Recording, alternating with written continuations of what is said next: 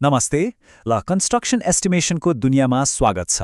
कहिल्यै सोच्नु भएको छ कुनै पनि बिल्डिङ बनाउँदा कति सामान चाहिन्छ भनेर कसरी थाहा हुन्छ? आज हामी यही कुरालाई एकदमै सरल तरिकाले बुझ्ने कोसिस गर्नेछौँ। ठ्याक्कै यस्तै प्रश्नहरू जस्तै एउटा भित्तामा कति इँटा लाग्ला वा भुइँ ढलान गर्न कति सिमेन्ट चाहिने होला। सुन्दा त अलि कम्प्लिकेटेड लाग्न सक्छ, तर ट्रस्ट मी, यो सिम्पल म्याथ र लजिकको खेल मात्र हो। ल यसलाई सँगै सल्भ गरौँ न त। ओके, आजको हाम्रो प्लान यस्तो छ। हामी 4वटा मिनी प्रोजेक्ट्समा काम गर्नेछौँ। सुरुमा एउटा ब्रिक वाल, त्यसपछि प्लास्टर, अनि कङ्क्रिट फ्लोर र लास्टमा एउटा रिइन्फोर्स रुफ। ल सुरु गरिहालौँ है त। ल अब सुरु गरौँ एस्टिमेटरको पहिलो नियमबाट, जुन सबैभन्दा इम्पोर्टेन्ट छ। त्यो हो नम्बर्स एकदमै राइट हुनुपर्छ। किनभने एक्युरेट एस्टिमेसनले कस्ट बचाउँछ, मटेरियल वेस्ट हुनबाट जोगाउँछ र प्रोजेक्टलाई सक्सेसफुल बनाउँछ। थोरै मात्र गल्ती भयो भने बजेट र टाइम दुवै गडबड हुन सक्छ। ल हाम्रो पहिलो प्रोजेक्टमा लागौँ, द ब्रिक वाल। यो एस्टिमेसनको एकदमै फन्डामेन्टल कुरा हो। मतलब यहाँ हामीले सिकेको बेसिक प्रिन्सिपल्स पछि पनि एकदमै काम लाग्छ। सो लेट्स ले द फाउन्डेसन लिटरली। ओके, हाम्रो टास्क एकदम क्लियर छ। हामीले 50 स्क्वायर मिटर एरियाको एउटा हाफ ब्रिक वाल बनाउनु छ र यसमा 1:3 रेसियोको सिमेन्ट मोर्टार मिक्स प्रयोग हुन्छ। ल क्याल्कुलेसन सुरु गर्नुभन्दा पहिले हामीसँग के डेटा छ त्यो हेरौँ। वालको एरिया छ 50 मिटर स्क्वायर, मोटर रेसियो 1:3, ब्रिकको नमिनल साइज दिएको छ, 5% वेस्टेज एकाउन्ट गर्नुपर्नेछ र मोटरको थिकनेस 10 mm छ। यो डेटा नै हाम्रो ब्लुप्रिन्ट हो है त। यसकै आधारमा हामी अगाडि बढ्छौँ। अब एक्चुअल क्याल्कुलेसनमा जाउँ। स्टेप 1, कतिवटा इँटा चाहिन्छ भनेर पत्ता लगाउने। सबभन्दा पहिले हामी ब्रिक वर्कको टोटल भोल्युम निकाल्छौँ। त्यो भनेको एरियालाई थिकनेसले मल्टिप्लाई गर्ने। त्यसपछि त्यो टोटल भोल्युमलाई एउटा ब्रिकको भोल्युमले डिभाइड गरेपछि बुम, ब्रिकको सङ्ख्या आयो। तर एउटा कुरा नबिर्सौँ, 5% वेस्टेज थप्नै पर्छ, किनभने साइटमा काम गर्दा केही इँटाहरू टुटफुट हुन्छन् नै। र वेस्टेज सहित क्याल्कुलेसन गरेपछि हाम्रो फाइनल नम्बर आउँछ 3226। हो, हामीलाई जम्मा 3226 वटा इँटाहरू चाहिने रहेछ। यो भयो हाम्रो पहिलो रिजल्ट। अब एउटा एकदमै इम्पोर्टेन्ट कन्सेप्ट बुझौँ, ड्राई भोल्युम। सुन्दा टेक्निकल लाग्छ, तर एकदम सिम्पल छ। हामीले वेट मोटरको भोल्युमलाई लगभग 30%ले बढाएर ड्राई भोल्युम निकाल्छौँ।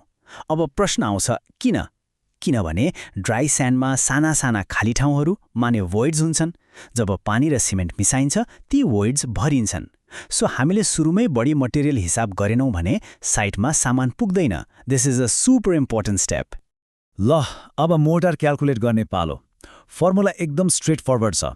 टोटल भोल्युमबाट ब्रिकको भोल्युम घटाइदिने, यसबाट आउँछ वेट मोटर भोल्युम। अनि हामीले भर्खरै सिकेको ड्राई भोल्युमको कन्सेप्ट अप्लाई गरेर सिमेन्ट र स्यान्डको क्वान्टिटी पत्ता लगाउँछौँ। लौ हाम्रो पहिलो प्रोजेक्टको फाइनल सपिङ लिस्ट तयार भयो।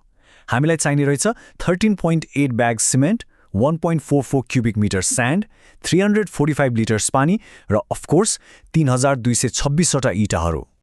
ओके, भित्ता त बन्यो। अब के गर्ने त? त्यसलाई स्मुथ फिनिश दिने, हैन? ल अब लागौँ हाम्रो दोस्रो प्रोजेक्टतिर, द पर्फेक्ट प्लास्टर। यो प्रोजेक्टको प्रब्लम स्टेटमेन्ट यस्तो छ। 713 स्क्वायर मिटरको वालमा 12.5 mm बाक्लो प्लास्टर लगाउनु छ र मिक्स रेसियो हुनेछ 1:4, यानि सिमेन्ट र स्यान्डको मिक्स। यहाँ फेरि एउटा की कन्सेप्ट आउँछ, वेट मिक्स र टोटल वेट मिक्स बीचको फरक। वेट मिक्स भनेको पेपरमा निकालेको थियोरेटिकल भोल्युम हो, तर रियल लाइफमा भित्ताको सतह 100% स्मुथ हुँदैन। जोइन्ट्सहरू फिल गर्नुपर्छ, हैन? हो, त्यही अनइभन सर्फेसेसको लागि हामी लगभग 25% एक्स्ट्रा मटेरियल थप्छौँ, जसलाई टोटल वेट मिक्स भनिन्छ। यो 25% एक्स्ट्रा नराख्ने हो भने कामको बीचमा मटेरियल किन्न दौडिनुपर्ने अवस्था आउन सक्छ। अनि क्याल्कुलेसन पछि यो हो प्लास्टरिङ प्रोजेक्टको final shopping list. 83.42 bag cement, 11.58 cubic metre sand र लगभग 3337 लिटर पानी। Project 2 done. ल वाल बन्यो, प्लास्टर पनि भयो। अब पालो आयो बेसको, मतलब भुइँको। Project 3, the concrete floor. अब एउटा बलियो बेस बनाउनतिर लागौँ। यसको टास्क यस्तो छ। 500 स्क्वायर मिटरको फ्लोर एरियामा 40 mm बाक्लो कङ्क्रिट ढलान गर्नु छ। यहाँ मिक्स रेसियो छ 1:2:4। नोटिस गर्नुभयो?